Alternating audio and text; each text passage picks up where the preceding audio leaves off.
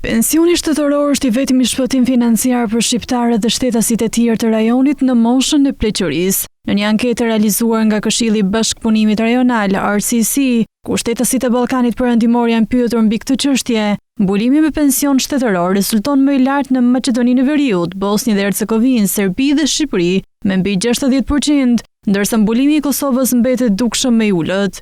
Mbulimi me pension privat është modest në të gjithë rajonin, me përjashtim të Maqedonisë së Veriut, ku arrin rreth 16% në vitin 2025, ndërsa në Shqipëri dhe shtetet e tjera është 90%. Kjo normë më e lartë në Maqedoninë e Veriut vjen për shkak të skemës së pensioneve me 3 shtylla të saj, e cila përfshin një skemë shtetërore tradicionale, një pjesë private të detyrueshme të menaxhuar nga fondet e licencuara të pensioneve dhe një opsion kursimi privat vullnetar.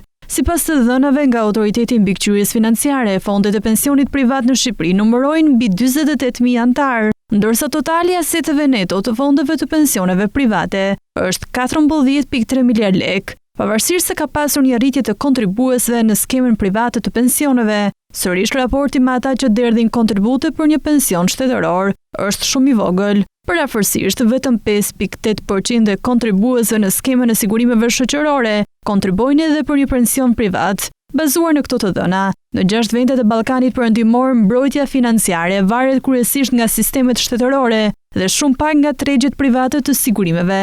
Llojet e sigurimeve që janë të detyrueshme me ligj gëzojnë pranim të gjerë, ndërsa ato që janë vullnetare ose më të specializuara përqafon vetëm nga një pjesë e vogël e popullsisë. Megjithatë, normat aktuale të përdorimit të sigurimeve ndryshojnë nga shifrat e raportuara në anketë, kryesisht për shkak të niveleve të ndryshme të njohurive financiare dhe konfuzionit ose mungesës së diferencimit midis llojeve të sigurimit.